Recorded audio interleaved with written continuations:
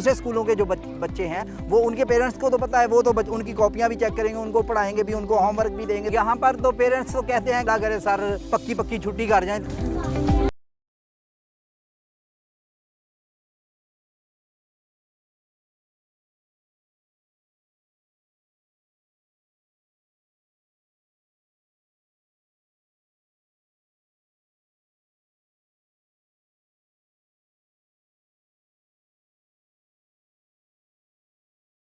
Corona से पहले तो माशाल्लाह ये जगह फ्लरिश कर रही थी। हम लोग यहाँ पे मेडिकल कैंप्स भी गए थे। पेरेंट्स का हमारे पर काफ़ी ट्रस्ट था, तो वो बहुत खुश होकर बच्चे भेज रहे थे और नंबर बढ़ रहे थे, बल्कि इनफैक्ट और ज़्यादा क्लासेस की डिमांड भी हो रही थी, क्योंकि स्कूल्स ओपन नहीं हुए हैं, गवर्नमेंट की तरफ से इजाज़त नहीं है, तो हम लोग नहीं आ सके हैं दोबारा वापस। लेकिन हमने उसको इनके साथ इंटरेक्शन हमने अपना कंटिन्यू रखा है। लेकिन हुआ ये है कि कोरोना के बीच में बहुत सारी फैमिलीज़ जो हैं वो चली गई हैं, तो डिस्पर्स हो गए हैं। जिन बच्चों को हम लेके चल रहे थे वो काफ़ी स्टूडेंट्स हमारे काफ़ी इधर स्कैटर हो गए हैं, कोई इधर अपने गांव वापस चले गया है। सो अब हम जब वापस आएंगे तो एक बड़ा चैलेंज हमें ये फेस करना पड़ेगा कि नए स्टूडेंट्स को बिल्कुल स्टार्ट से हमें लेके चलना पड़ेगा।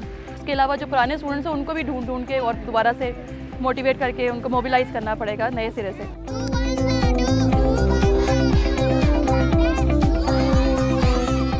मैं यहाँ से ना ट्यूशन्स पढ़ाने गुजरता था, यहाँ से तो ये बच्चे ना कोई खेल रहा था, बंटे खेल रहा था, कोई एक दूसरे को बुरे अलकाबात से पुकार रहे थे। तो मैंने सोचा ये भी हमारे बच्चे हैं, तो इनके लिए कुछ ना इनको एजुकेट किया जाए। उसके लिए मैंने 3 साल पहले यहाँ पर स्कूल बनाया था। घरों में जा के पेरेंट्स को मोटिवेट किया। बहुत मतलब मान नहीं रहे थे कि सर ना 80 पढ़े जी, ना साढ़े बच्चे पढ़ने, ये उनका जवाब था। फिर मैंने बड़ी मुश्किल से उनको मोटिवेट किया, तो वो माशाल्लाह अब 120 बच्चे हैं मेरे पास। सुबह और शाम में मैं 2 टाइम स्कूल लगाता हूँ, और सेकंड टाइम का ऑप्शन जो है वो जो बच्चियाँ कोठियों पे जाती हैं काम करने, उनके लिए सेकंड टाइम का ऑप्शन है। कोरोना के दिनों में भी मैं घरों में आके बाकायदा इनके झुग्गियों में आके बच्चों को मैं उनका सबक सुनता था, उनकी कॉपियाँ चेक करता था, उनको होमवर्क देता था।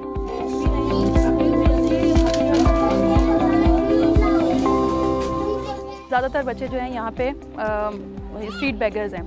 अब वो भी हम लोगों के एक एजेंडा में था कि पहले हम इनको थोड़ा सा इनका कॉन्फिडेंस विन करते हैं, और आहिस्ता आहिस्ता इनकी भी हम इखलाकी तरबियत भी करेंगे ताकि ये बेगरिंग से निकल जाएं। और एक बहुत ज़रूरी है कि हम इनके लिए एक डिसेंट एम्प्लॉयमेंट अपॉर्चुनिटीज़ क्रिएट करें।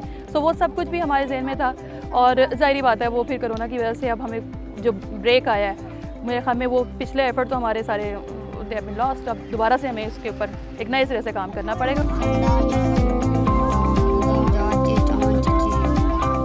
हमें पहले बड़ा अच्छा लगता था जब सर आते थे, अब नहीं सर आते, हमें बहुत बुरा महसूस होता है।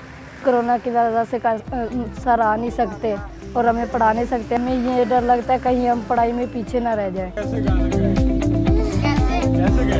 कोरोना की वजह से ना 5 महीने हो गए स्कूल बंद पड़ा है। तो यहाँ पर मैंने ये जगह तो LDA की थी, मैंने यहाँ पर स्कूल उनसे पूछा था, मैंने परमिशन लेके यहाँ पर मैंने कहा सर मैं कोई कब्ज़ा नहीं कर रहा, मैंने गरीब बच्चों को पढ़ाना है, जब आपका प्लॉट सेल आउट हो जाएगा मैं कोई अपना अरेंज कर लूँगा।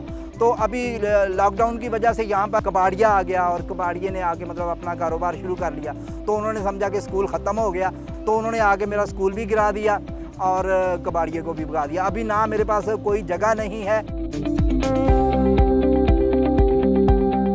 उनका एक ही सवाल होता है, मैडम आप वापस कब आओगी? तो हम फिर इंतज़ार कर रहे हैं थोड़ा सा ये रिलैक्स हो, लॉकडाउन वगैरह और SOPs के साथ हम फॉलो करेंगे, चल आएँगे।